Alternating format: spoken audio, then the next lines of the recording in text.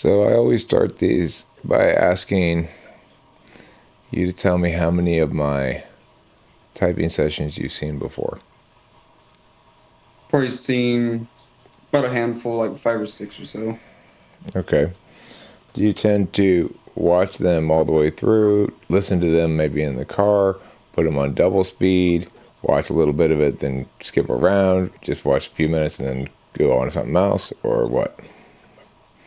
For the most part, I listen to them and I put them on double speed. I do it kind of like a podcast. Mm, Listen to it that way. cool. How long ago did you encounter typology?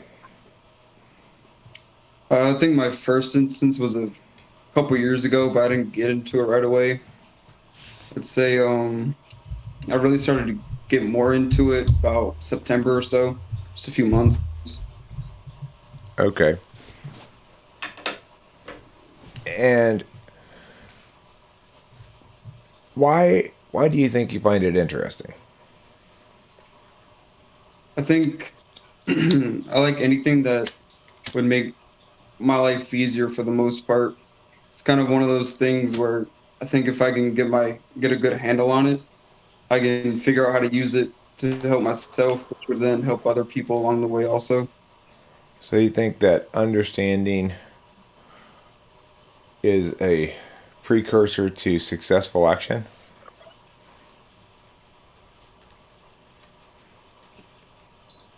Probably. Yeah, at least for me. I like understanding things or at least I like getting a hold of as much useful information as possible.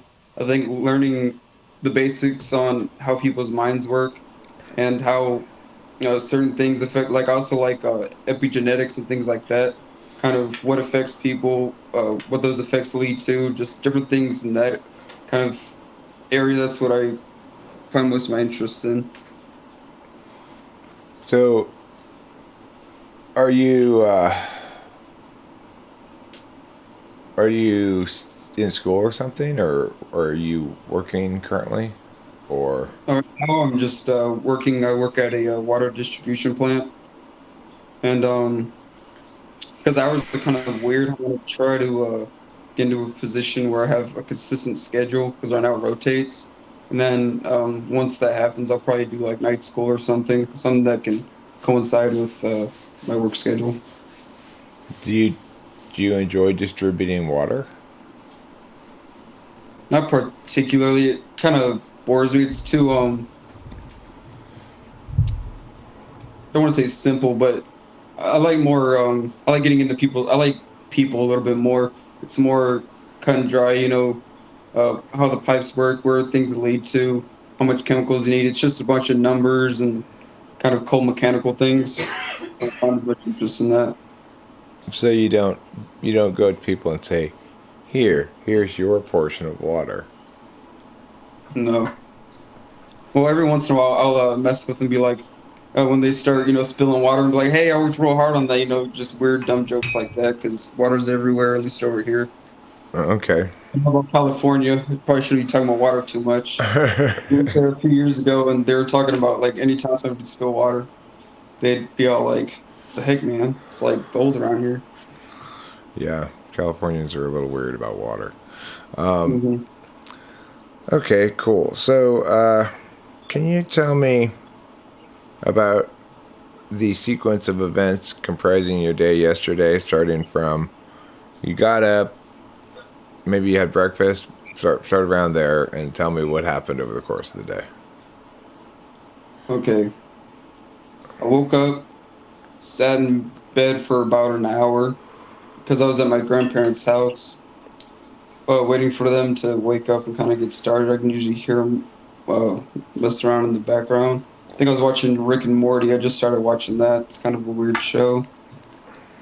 Um, After that, they made breakfast. It was we had s- we had bacon with like these like sausage rolls where it's a roll, but there's kind of like a cinnamon roll. They have sausage in it instead of cinnamon and sugar and stuff. And then got done eating. and then I started to get ready because my flight was yesterday to come back from Pensacola. I started getting my stuff ready and played a couple games of pool after that, and then Okay. yeah, Do you remember what you had for lunch at the I airport did or not eat something? anything for lunch. Okay. How about dinner? I also didn't eat anything for dinner. Nothing for dinner, huh? Nope. Didn't you feel hungry? No, usually I only eat like once a day anyway. Okay. Usually it's dinner though, but I guess I don't really have to eat that often. I just eat large portions at a time usually. Okay. How about your sleeping habits? Can you talk to me about those? Not really because the way my schedule for work is, we change every 2 weeks anyways. Usually I can fall asleep whenever as long as I'm tired for the most part. I mean, I might sit in bed for a while and kind of think and ruminate or whatever. When you're But thinking in bed and ruminating, are you reviewing the events of the day, thinking about what you might do tomorrow, or something else? I'd say it's a little mixture. It depends if something bad happened that day, I might think about ways to prevent it or why it happened, kind of analyze the situation a little bit. Other than that, it's usually for the most part future oriented. Okay. Um, can you talk to me about hobbies and or things you consider play activities that aren't useful uses of time that you enjoy? Um, yeah, like during the winter, as long as we have snow on the ground, I like skiing a lot. Um, I like a lot of physical activities, even though I'm not super particularly good at them for the most part. But I did take a lot of time in getting good at them. Like I did a bunch of, I like working out, going to the gym, things like that. Um, Everything else, for the most part, I try to bring into what I usually do. Like when I read, it's about something that'll help me learn other things that I might be doing or interested in. So everything else, for the most part, tends to be fairly useful. Okay. So I'm going to tell you an anecdote, and I want you to tell me uh, the the basically you're gonna pretend that I'm a person telling you a little story, and then at the end of that story, your job is to go, well, that's why they say meow meow meow meow meow meow. Okay, Hmm. so you're trying to find the right saying to fit the anecdote. If you've heard me ask this question before, stop me and I'll make up a new one. So my car's engine light was coming on, and then it would go off, and then it would come on, and it would go off, and then it stayed on for a while, and I just kept ignoring it. And it turns out if I had brought it in sooner, I would have prevented a big problem that turned out to be expensive. Mm, let's see.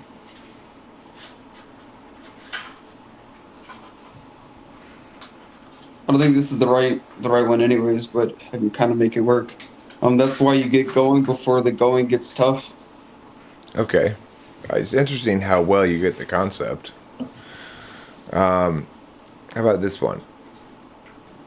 My sink was broken, and I was trying to fix it, but it had Phillips head screws in it, but I only had a flathead screwdriver. So I sat there and tried to make the flathead work by just putting in one of the lines, and it was just so frustrating. Eventually, I just gave up.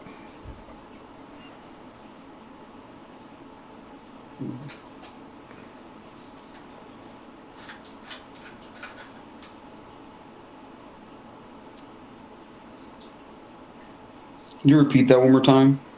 Yeah, my sink was broken, and the thing I needed to fix had Phillips head screws, but I only had a flathead screwdriver.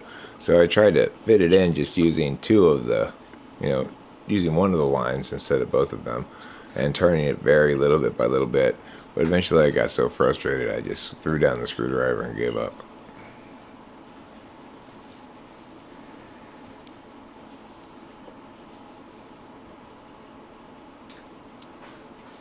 It's one on the tip of my tongue. I can't quite get it out. What is it?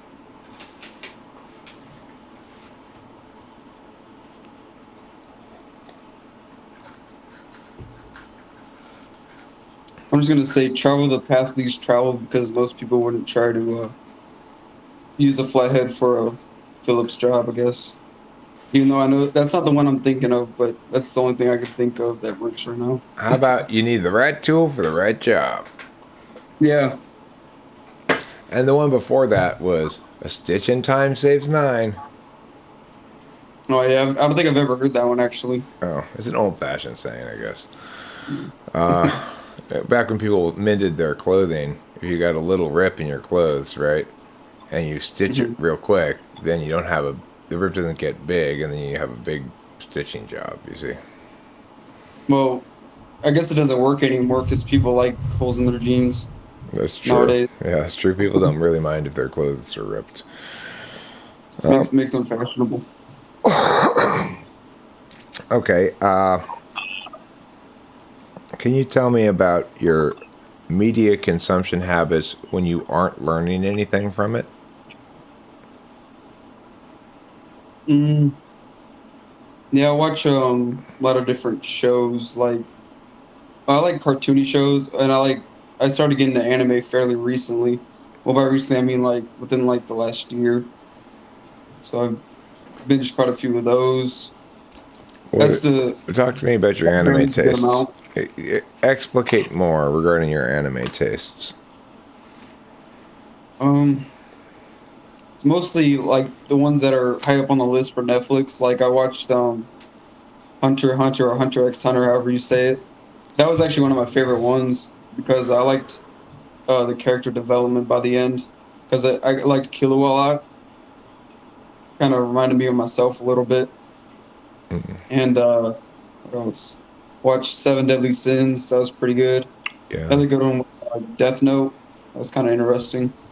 To me, it was a little bit too drawn out in a way, though. Kind of seemed like.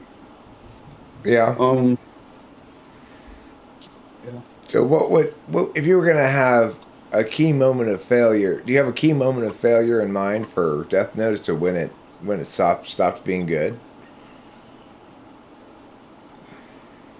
Honestly, I can't really recall because it was quite. That was one of the first ones that I watched, and it's been almost a year now. Okay. So I can't really remember the details too much. Did you watch Attack on Titan? Most I haven't watched the last whatever the last portion of the season that's out now, but I watched up until I think was always I just start going through them and I don't even recall how many seasons of like stuff is. I just go from one to the next. I think there was like 4 seasons, 3 or 4. Mm-hmm. I watched most of it though. Did you like it? Yeah, it was going. I think freaking Levi was pretty dope. Like that part where he goes against the Beast Titan. It's like it was iconic. Have you watched Naruto? I have not. Main reason for that one is it seemed like it was really super long. So I wanted to get some of the other shorter ones out of the way before I got to that. Right. All right. Cool. Um, and what other kind of cartoons did you watch besides anime? Um, I used to watch a lot of like Family Guy, Simpsons kind of thing, South Park. That's where the Rick and Morty thing kind of came from. I just started watching that. Hmm. Um, so a lot of like comedy-ish, adultish kind of things. Anything with where I can find like kind of funny, crude humor, I guess. You and I have pretty similar tastes in cartoons in general. It sounds like. Uh, And I think it's interesting that we'll see to what extent that links to typological similarity or not, because Mhm. it's sort of a broad correlate that one might point to, but it could be very misleading. So let's find out. All right, can you tell me different reasons why a person might want to become a submarine operator? Well, for one, it sounds like you sounds like a good uh just sounds pretty cool to do. You get to go into the ocean. Although, well, actually, I'll just go to the positive source. Um, yeah, it seems like being able to uh, I don't know what I'm trying to explain. Being able to explore the ocean, kind of do something that a lot of people don't generally get to do. Being able to take part in something, with like a full crew and team kind of scenario sounds cool. Um, maybe they're patriotic and they want to serve their country, so they're doing it in the U.S. Navy or some other navy around the world. Um, Sounds like it probably has a lot of good skills that can translate to a lot of other things. I know a lot of submarines places or submarines and military in general don't um, let you be lazy and slack off and be all dirty and stuff like that. So maybe you need those kind of skills. Maybe you need to be more of a people person. So you kind of put yourself in that situation. So you're literally stuck with a bunch of people, stuff like that. So you're trying to force yourself to like people by by joining Could this. be. Could be, yeah, could be. Okay, that's quite a few possibilities there. When I asked the question, did you put yourself in the place of the person on the submarine? Did you visualize? What visualization did you do, if any?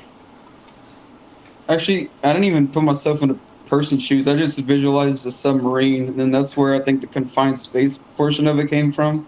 Just kind of went off of that. For some reason, all that came up to my mind was a submarine. Okay, cool. Um, what does the feeling of sadness in your body feel like? Mm, I'd say if it's like uh right at that point, like I just became sad, like somebody told me sad news. It's kind of like a sinking feeling that you feel in like your chest, stomach kind of area. And then if it's after a while, it's like almost like it escapes through your throat almost. So like if you try to talk about it, kind of can't speak, stuff like that. That's so accurate. Um, can you tell me about a time when either you should have said something, but you did something like slam the door or hang up the phone, or something else, or a time when you should have done something, but you said something?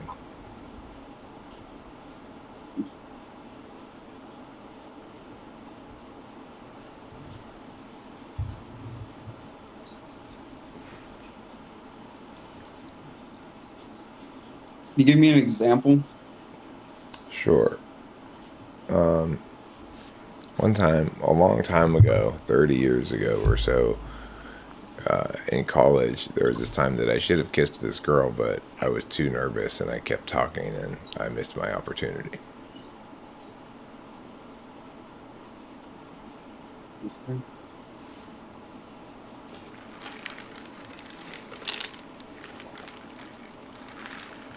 Hmm, she just says- I don't know. For some reason, it's kind of hard for me to come up with an example. This right Or now. the opposite, where I punched the guy when I should have just told him off or something. Yeah, I think I'm more of the. I'm definitely more of a talker. There's probably a few times where I probably should have punched somebody instead of just trying to talk it out. I Yeah, so guess you're more likely to be the. I'm more of like a mediator. Like if two people are fighting, I'll just kind of be like, "Hey, you guys shouldn't fight," instead of punching somebody else. For whoever side I pick or something. Instead of punching each other, let's lunch each other. Let's have lunch together. Is that what you say? Not quite. I mean, sometimes I can be kind of harsh with the words that I say, but I don't usually go fisticuffs right away. Yeah, I'm definitely more of a speak first person rather than action oriented, I guess. Okay. Would you say that you're first and foremost somebody who acts, reacts, decides, or knows?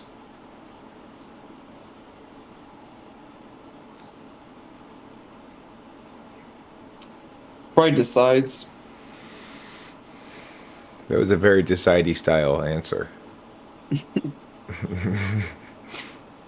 right? It's like if you Yeah, I think was like, well, it's not that one. It's not that one. if you were going to It classify could the sometimes be answers, that one. if you're going to Huh? classify if you were going to classify the style of answer, right? Somebody who interfaced would want to ask for more about what I'm looking for, perhaps. Mm-hmm. Somebody who knows would simply say the answer. Would look the same as somebody who acts, potentially. Would just say the answer. Act. Wait, maybe, yeah, act. That'd be like the quintessential act one would be to say, Mm-hmm. oh, act. Wait, maybe, well, no, yeah, act. Yeah. That would be the Think acts about it one, right? afterwards and then reaffirm what they acted on, basically. Yeah. So, and then the knowing one would be a slightly slower response, perhaps, than the acting one, but would be almost as fast and would have the single answer. Mm-hmm. And then the interface one would probably push for more information, and the deliberation one would do what you just did: pause, deliberate, and then give the answer. So I think that was an interesting thing and worth observing. Okay.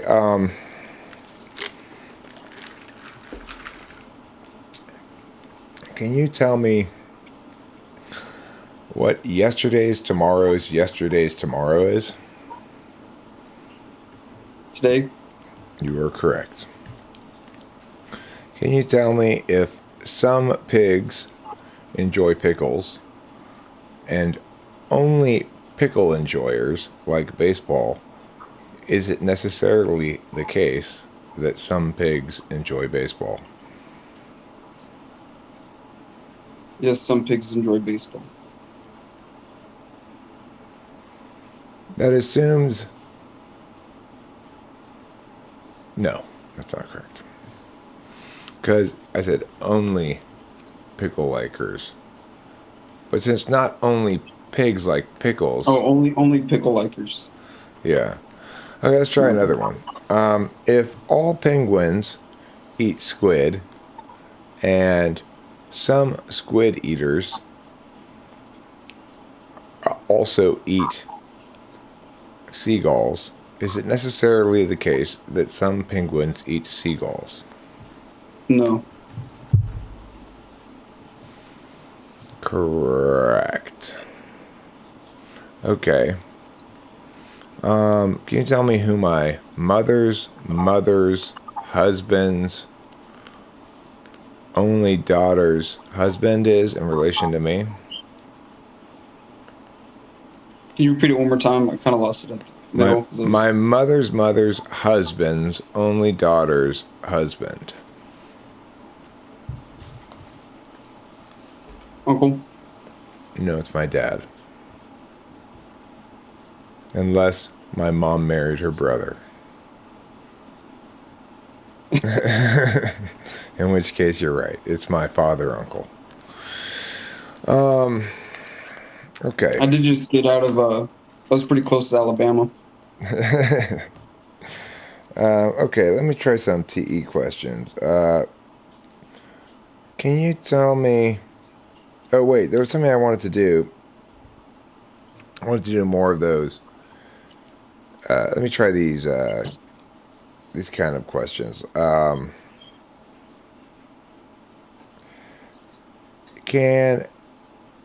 want you to complete the following sentence. I should have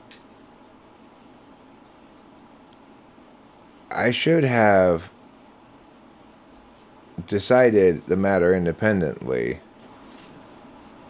but instead, yeah. But instead, I didn't. But why? What happened instead?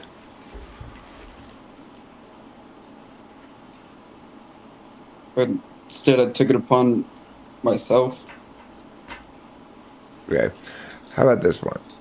I should have remembered that, yeah, but instead I...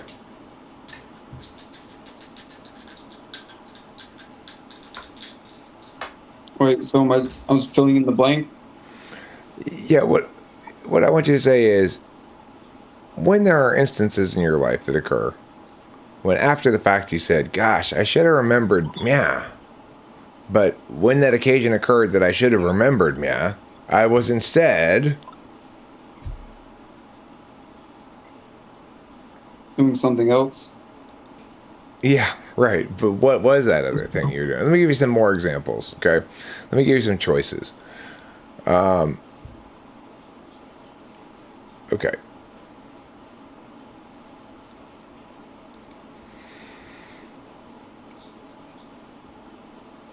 So, I should have pulled the trigger on that thing that one time, or I should have stuck with that thing I was starting, but instead I backburned it forever, just didn't. I couldn't decide fast enough. I distrusted my instincts. I was dissuaded from doing so. I didn't want it badly enough. I kept changing my ideas. I hit a roadblock I couldn't get around. What are which one is one that says maybe that's what I would say, if any? Okay.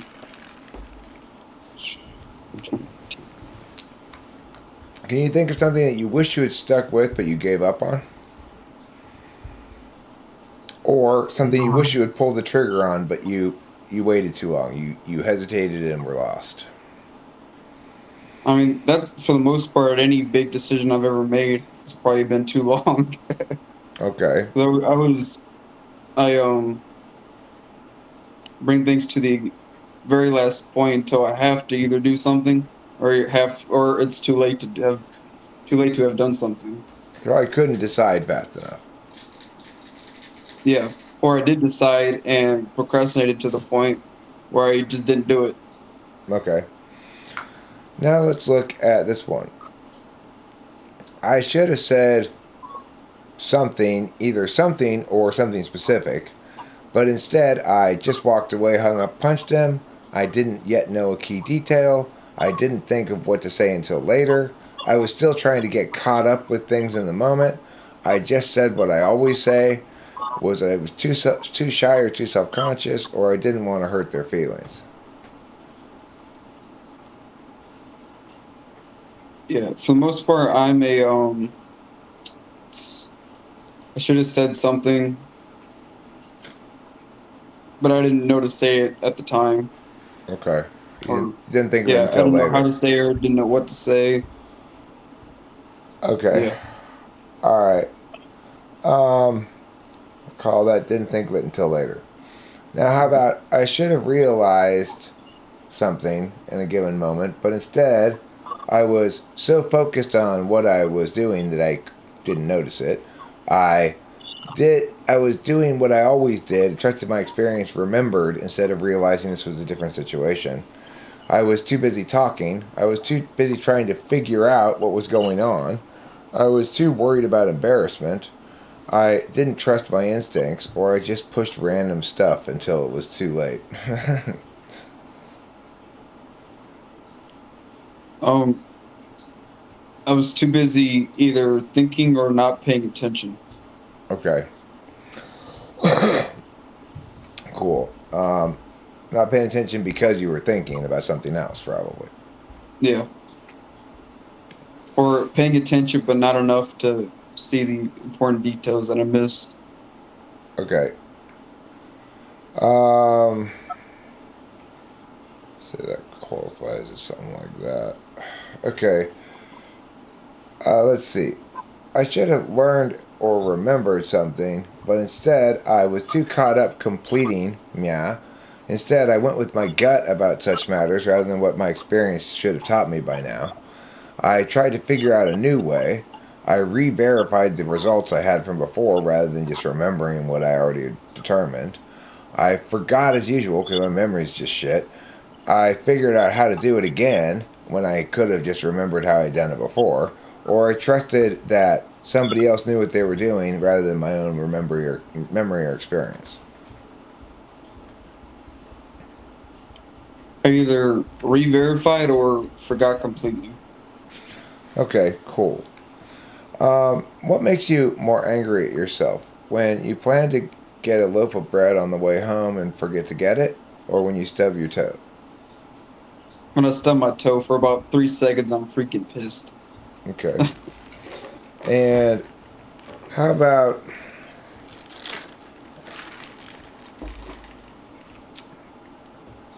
how many synonyms can you come up with for the word mischievous? Mischievous. crazy, maybe childish, wacky, troublesome.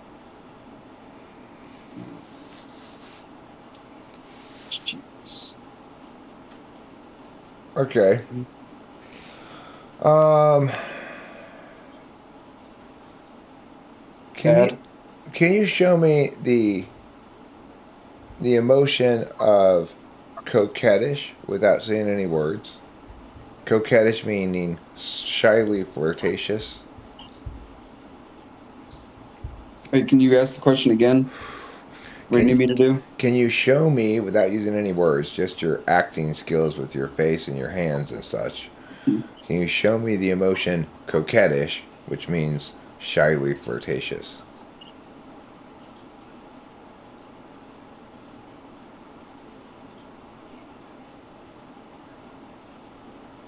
Not too bad. Now can you show me Super awkward. I don't like this. now can you show me irritated at seeing that there's a long line? You got your thing, you walked up and you look up and you realize there's a long line. Okay, so it's about all I'd give. That's how I'd actually react. Like, I basically, my face probably wouldn't show up, but in my mind, I'd be. Actually, I probably still wouldn't care that much, to be honest. Okay. Do you have a sort of worldview, philosophy, thoughts about social perceptions, perception management, and the such?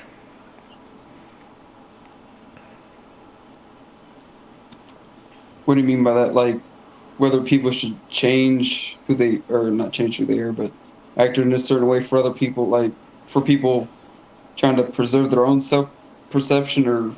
Well, I guess what I'm asking is, do you see people's concern with perception management to be overall a problem or a facilitator of things in the world?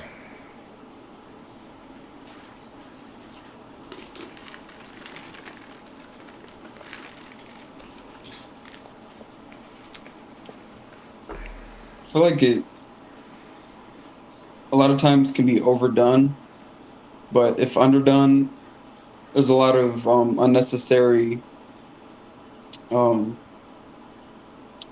what's it called? Unnecessary, I guess. I can't think of the word. Um, Basically, it needs some. Can't even find the words. Basically, I think it's good to have a little bit of both on both sides, kind of meet in the middle. So some people are going to be more in line with wanting to have their self perception, high, or work on it a lot more, and then other people probably won't so much. But if you're too much on either side, you're either way too much of like a people pleaser, or you're way too much of an arrogant asshole. Kind of, you're too gritty. Okay, so I think finding a balance is the best thing between so both the so two dichotomies. you think the opposite of being socially graceful is being too arrogant, right? That's kind of the first word that came up, but it's more um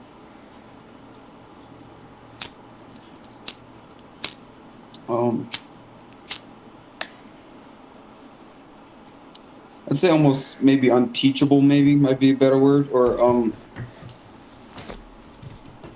just not being able, not allowing people, not being able to be worked with, kind of like you're just kind Not a of, team oh player.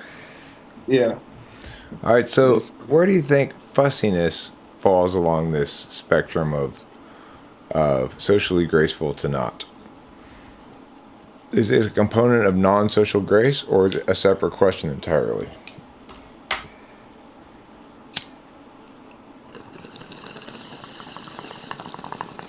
These lighters are shite. Yes, they are. These lighters are shite. Yes, they are. They don't light at all. Heartily. It could probably be both, because I can see in some ways where being fussy might be better for the overall um harmony of like a group. So like being fussy, getting on somebody's, to get something done, when you're going against one person might help a full group of people. What's an So it might be example of someone entirely. being fussy? Can you give me an example of someone being fussy? Behave like someone who's being fussy and say their lines. I don't want Okay, well, can you give me an example of when somebody might be fussy and what they might say? to. Nope. I don't want Is that an example of somebody being fussy and what they might say? to. Oh, that's very No, it's tricky. not. That's very tricky. You totally had me fooled there. I Wow. was, and That's I very was like, that's I was very like, impressive. he's gonna catch on at some point because I don't actually like doing that. But Right, because it's a socially challenging thing to do, right? You're yeah, purposely being like difficult. Interesting. Wow, that's super interesting. That's so clever. Huh. Okay. Well, can you talk to me about when you feel moments of satisfaction besides right now? I don't feel that satisfied. It actually feels kind of uncomfortable. You feel satisfied later when you think about it. Probably when I'm not like in front of a camera. Like, Hmm. this whole thing is really weird. Like when the camera with the camera here, I notice I stumble upon my words. Like I feel like I'm almost rushed in a way. Like somebody's watching me. Like that kind of stuff kind of wigs me out a little bit. But back to the question. Satisfied. Oh, I learned this trick um maybe a week or so before my wrestling conference finals, and I was in triple overtime for for my last conference finals match to win the championship. And basically, it's like a little mini flip for when you're on the bottom. Anyways, I pulled it off and ended up escaping for the triple overtime win. And that's probably the most satisfying moment I've had. That sounds satisfying. that It's sounds pretty satisfying. that sounds satisfying AF. Um. Okay. Interesting. Interesting. So I think I've got you narrowed down to a couple of possible types, maybe three though. Um,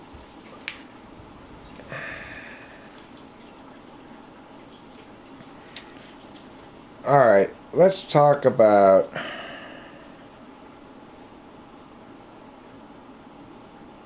All right, I'm going to tell you a story that is a sequence of inconsequential details. And then at the end, I'm going to ask you to recount some of them to me, okay? Okay. So, the other day, I realized I was out of propane.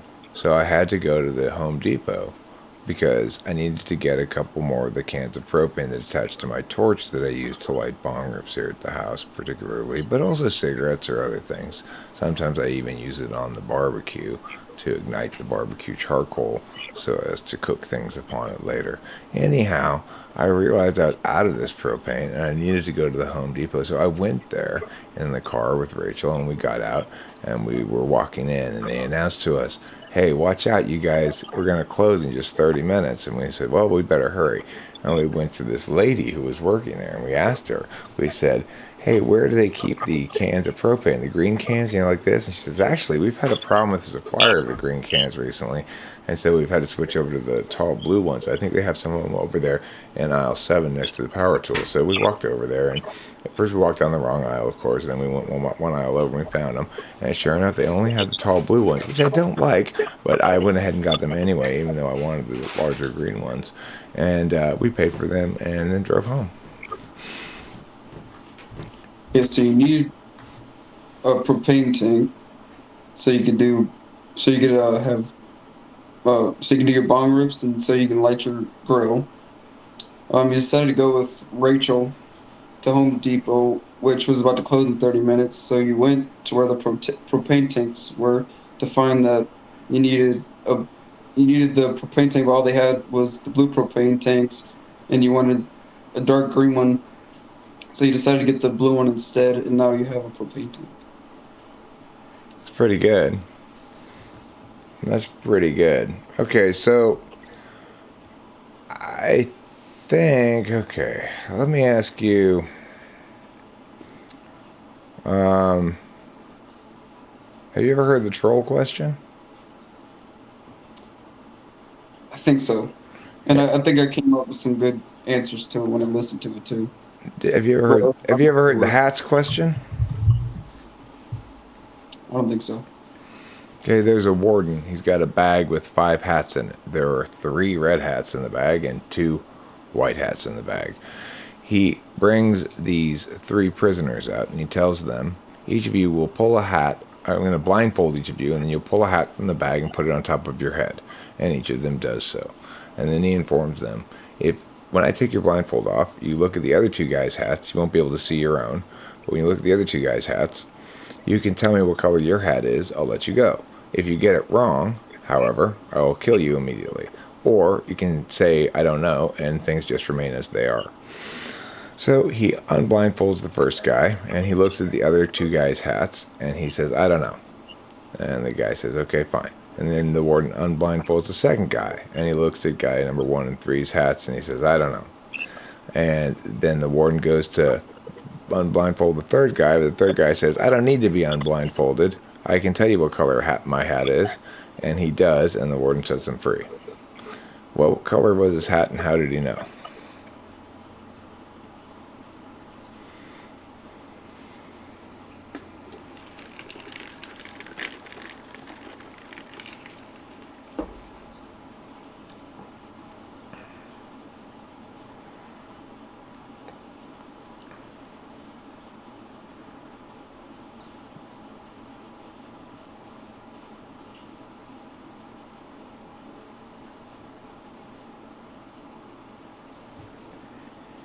So did the warden tell them that there was only 2 colors of hats, or were they not? The warden, not the woman. The warden. I thought I said warden.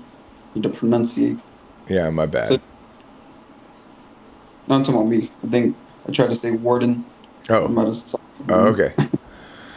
okay. Yeah, the warden said there are 3 red hats in the bag and 2 white hats.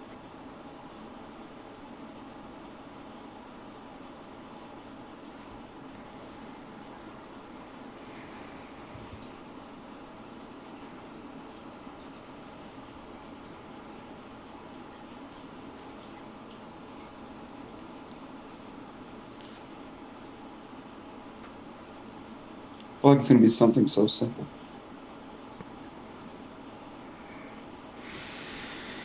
I should tell you that I got this problem from my daughter's college logic class, and she and I spent about 45 minutes so we figured it out. So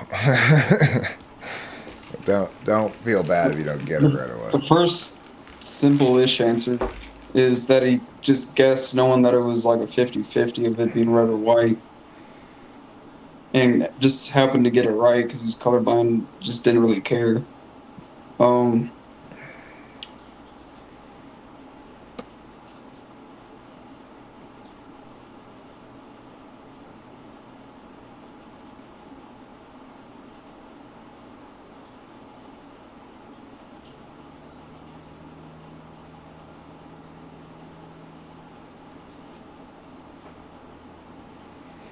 hmm. Is it super simple? No, it's not. You probably won't get it. I'll just tell you. His hat's red because if the first guy had seen 2 white hats, he would have known his hat was red. Hmm. And he would have been able to tell the warden, but he wasn't able to. So he must not have seen 2 white hats. The second guy knows this. So the second guy knows if he sees the third guy's hat is white, then his own hat must be red. and he would have said his hat's red. But he looked at the third guy's hat, and he didn't see the third guy's hat was white. So the third guy then can conclude, oh, my hat must be red, and he tells the warden. Now that assumes everybody's using good logic throughout the whole thing, of course, but regardless, it's a tricky problem that almost nobody ever gets. Yeah, it just seems so weird because I kept trying to come up with that logic. Either I might have needed to write it down to be able to see it, because for some reason I wasn't able to. But I knew that it had to be something with the fact that every guy that got unblindfolded had to have seen the same color on both sides, or not the same color, but different colors on both sides, and that's why it was kind of a 50-50 for him. So he decided not to say anything. Okay, can you come up with a time when you should have used your memory, but you used your intuition instead? For example, I mean, have you heard me tell the potato touch story before? I think so. Yeah. So in the potato touch story, I used my memory when I should have used my intuition. Can you think of it either an example that's either like that or the other way around, where you used your intuition but you should have used your memory? You trusted your gut, but you should have remembered at this point the way this thing goes. It's always counterintuitive.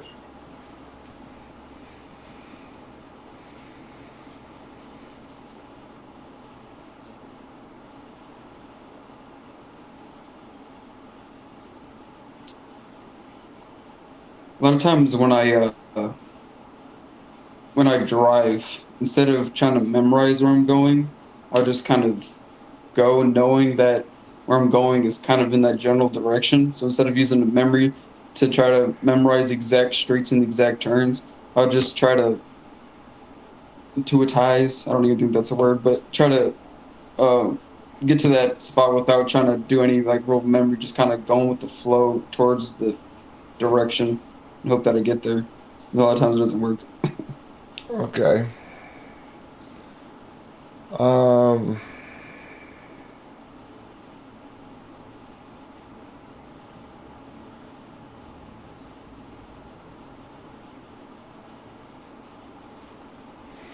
will you rewatch this video when it's done? Probably. Okay. Um, how long does it take you when you're listening to a song for the first time to decide if it's good or not?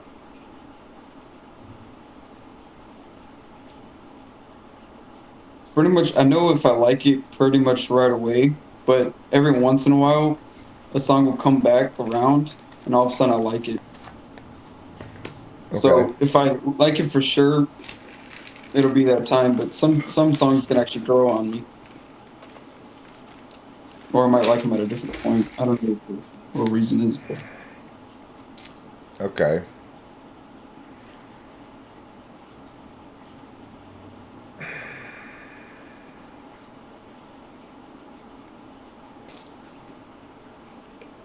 Okay. I think I've got you narrowed down to two types.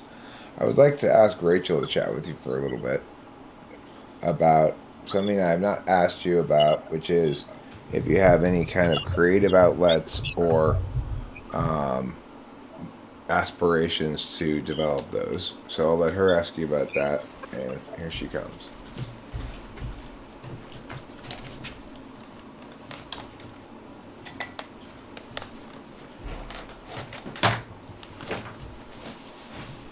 Hi there.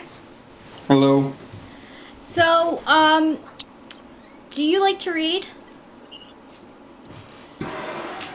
Kind of. Yeah. Okay, so when you read, are you the kind of reader who goes towards like a specific subject, or are you more of like, do you go by the kind of genre?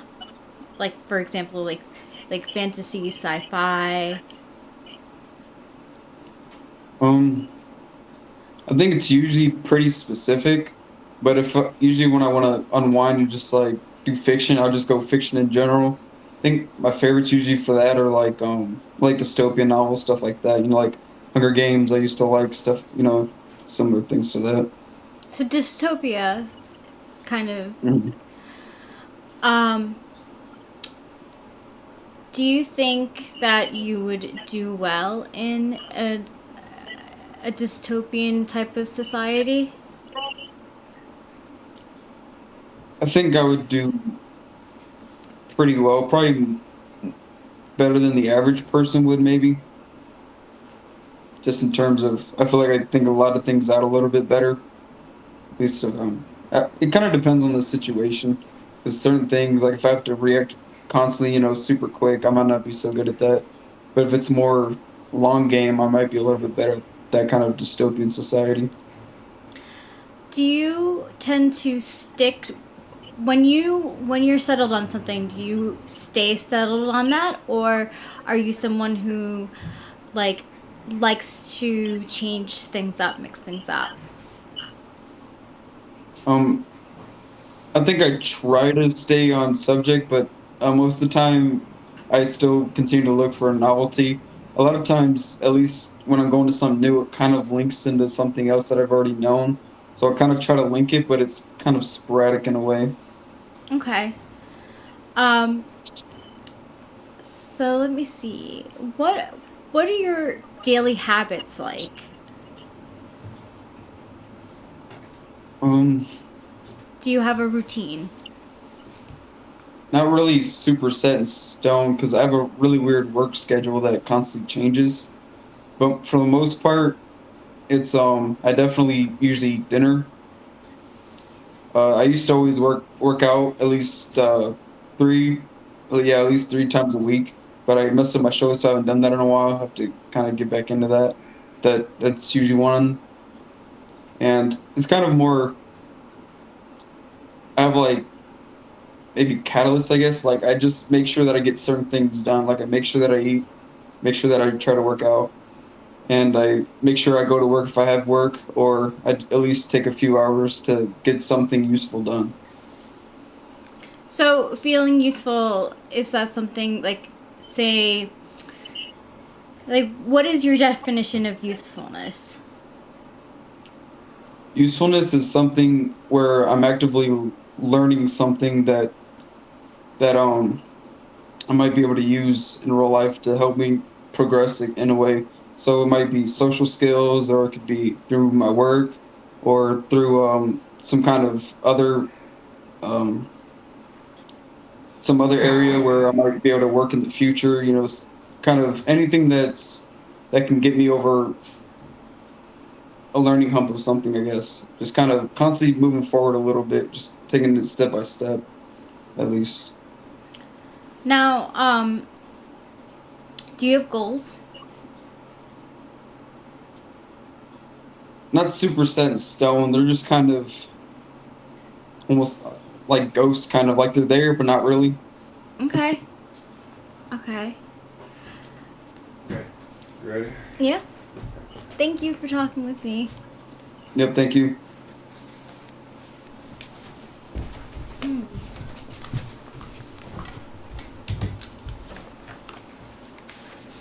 All right, there's another set of questions I want to ask you, and then I want to consult with Rachel a bit. But so you'll recall when I gave you the anecdote, and I was expecting a certain saying to sum it up, right?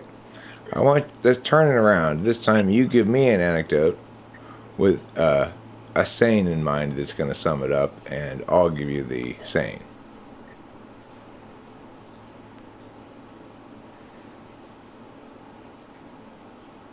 Hmm, That's a good one.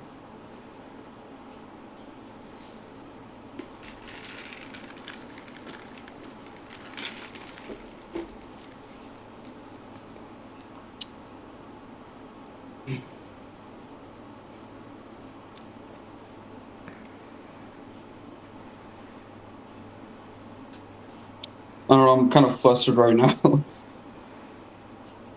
Okay. really come up with one. Okay. Fine. Um, can you?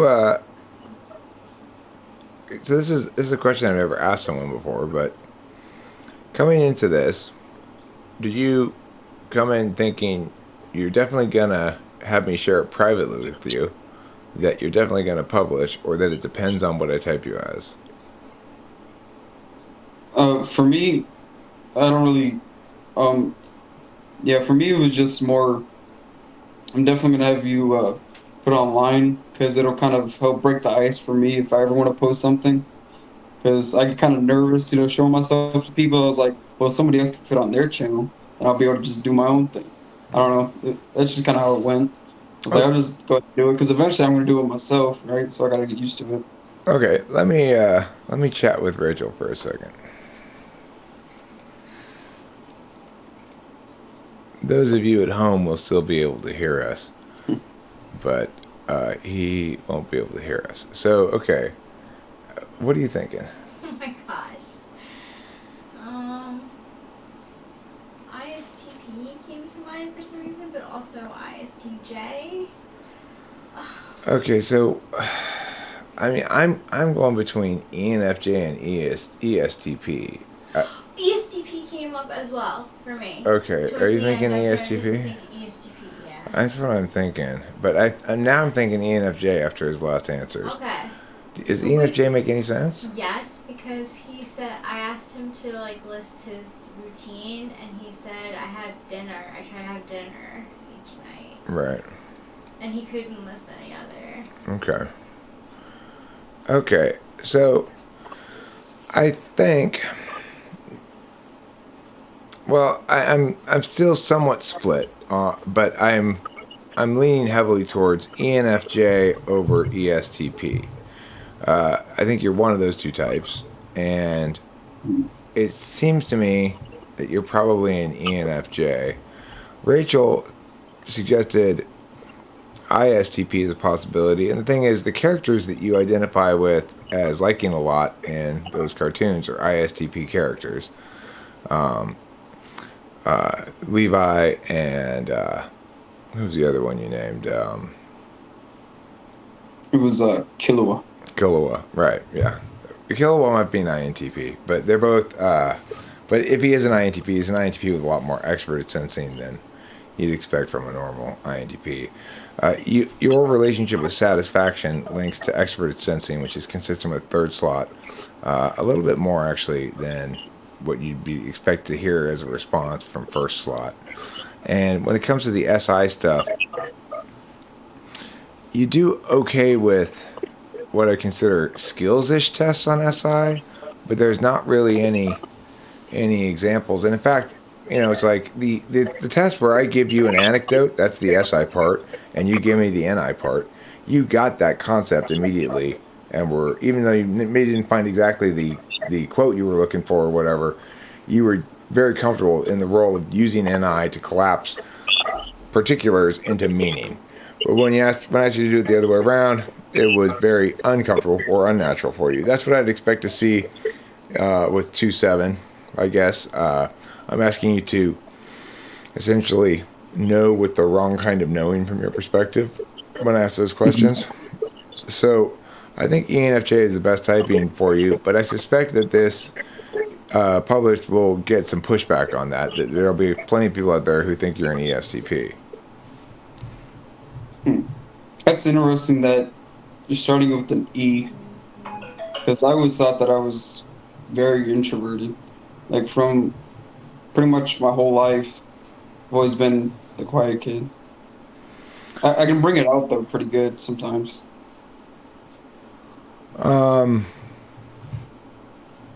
Like right now, Okay, so pretty anxious. it's possible you could be an ISTP. Your TI is better than I'd expect for an ENFJ. That's for sure. But your NE is...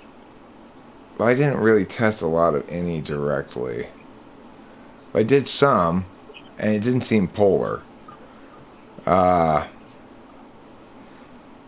Basically, the reason why I'm concluding ESTP would be ENFJ would be from a function perspective. But then half the time it seemed like you were pretty comfortable with both SI and NI, and then half the time it seemed like you were quite uncomfortable with SI. I definitely put you not as an SI type. So But let you know what I thought I was. Yeah, sure, please.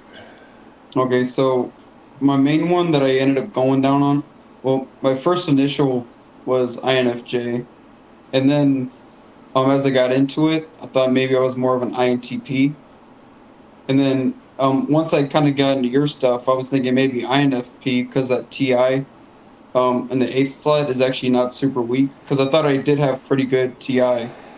But the problem with my TI is like when I get kind of flustered and kind of nervous, like No, my your brain TI shuts was down kind good. of. It was good enough for me to consider ESTP and to still consider it. I mean, it's good. It seems instrumentally valued, like, but so does mine. So INFP is a possibility. You're a confusing one. I normally am not this confused this late into the session, but I just don't. Okay, so like I want you to really give me an accounting of your day as a serious sequence of insignificant details. Like this morning, I got up not that long ago, about noon, I guess, and Rachel and I went out to get fish food. And then on the way to get fish food, first we went to get McDonald's because we were hungry. And then we stopped to get fish food, but Rachel stayed in the car and ate McDonald's. I just ran and got the fish food real quick, came back out. And then we drove back home, and there was about 20 minutes left before this typing session. And then in that 20 minutes, we pulled a couple bond reps. Oh, right. And Rachel did a reading for me of cards on her phone. And then it was 2 o'clock. Can you do that for your last couple of hours in that level of detail? Just the last few hours. All right, it's okay. So I got off of work. I got in my car, drove home, drove to the gate, waited for it to open, drove down the street to get down to one of the main intersections, and then I continued straight down 2 streets and turned onto my street. I went left, went down 2 blocks, went right, pulled up in front of my apartment, turned right into a little driveway, parked, went out, opened up the door, went inside, walked down the little hallway, hit the elevator button, waited for it, went upstairs, or elevated upstairs, went down the hall, or went, left down the hallway, all the way down to my door, which is down the end. Came inside. Okay, that's fine. Thank you. But the problem is I'm not sure if I actually remember doing that, or if I'm just like, well, I've done that so many times that's probably what happened. That's my problem there, though. No, but that's fine. That level of detail and that keeping track of those kind of specifics, is textbook SI front stack for sure. And this is a sledgehammer in the face of why you have to make sure at the beginning when you test these things to test them out properly, because you gave me kind of a half-assed answer at first. I just ran with that as your real answer, and I've been making all kinds of wrong meaning based on some wrong preconceptions because I didn't test that out adequately in the first place. Okay, so I I might think have been more nervous earlier in the day too. Like my thinking, it's just really weird. Like I have just kind of anxious about stuff. Like when I have to do something right then and there, it's the worst. being put on the spot. Yeah, hate Okay, that. well, so this is the thing. The other thing that Rachel suggested, which is where I think I'm settling on, which was ISTJ. I think you're an ISTJ, and that makes sense with everything else. Because the reason ISTJs are tough to test is because they test medium on everything. And the only thing you didn't test medium on were the FE tests, which I'd say you tested poor on, but which aren't definitive. Which are the show me these things with your facial expressions, right? Mhm. Like those are not very definitive tests. So the thing is, ISTJs are tricky because they test medium on everything. And you go, what the fuck is this guy? You know. So I think I think Rachel was right, and once again, NI beats NE, and I'm glad that we stopped and clarified. Now, could you possibly be an INFP? That would be possible, okay, because you're talking about the same four functions and the same absolute values. So those two types are not that different. The question is really, what's your relationship with procrastination? And I do you get definitely shit done? procrastinate. You definitely procrastinate. Okay. And yet you were a wrestling champion, right? Only for what's it called conference. So just in my conference, but I had Oh, to work really hard to do it, and that's because my dad was also into that. So I was basically the way that I did it and the way that I usually won wasn't because of physical prowess necessarily, even though I was physically pretty capable at that moment because all I did was deadlift and all that other crazy stuff, ran all day every day.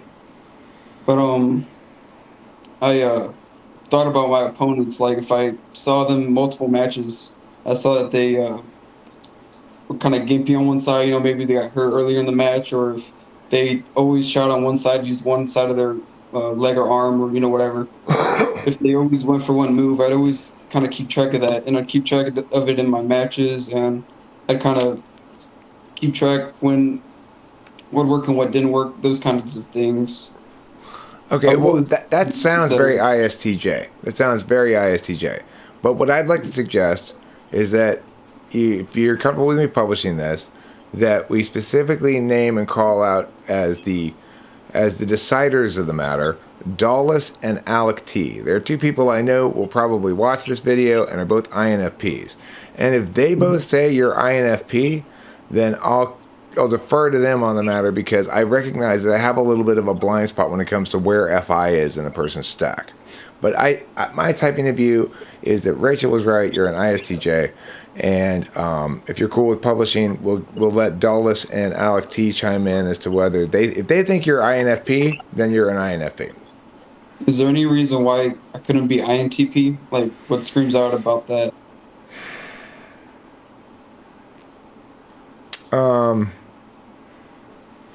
Well, INTPs and I can all do the same things at about the same level. They can do certain things a little bit better than I can do them, but in terms of demonstrable skills or whatever. But like I can do both sides of that anecdote thing, no problem. An INTP would be able to do both sides of it, no problem. There's just not enough front stack extroverted intuition to justify second slot. I think, and you're not feeling comfortable being put on the spot, that sort of thing. That's a fourth slot extroverted intuition thing, not a second slot. Plus, your TI would be. We wouldn't both be wrong about things. I'd be the only one who's wrong about things, basically. So it's I'm pretty confident that. Now I didn't really do a lot of explicit TE testing, but From you know, what I've seen, from what I looked at, I feel like my TE is kind of weak. what Some you like TE. described as a wrestling technique is textbook example of optimal SITE application of something. You take your particular observations and you figure out how to use those observed realities to win. Is a very TE approach. Now I didn't test your TE a lot directly, but it's hard to test directly, and I am at this point unfortunately out of time because I got another typing coming up. Okay. So So I'll publish this forthwith, and then, like I said, we'll see what other people have to say about it. I'm not as 100% as sometimes I am, but that's the best I can do. I tried my hardest. All if right, everybody starts having a war in the comment section, I don't know. you're welcome to. Yeah, start as Or, many wars in the or comment section as you want. You're welcome to do so. All I right. was wondering if they ended up having a war or something in the comment section, if I could come back so you kind of work on some of those points or something. Yeah, possibly. Sure. Yeah. Okay, that's good. All right. Cool. Have a good one. You too. Bye.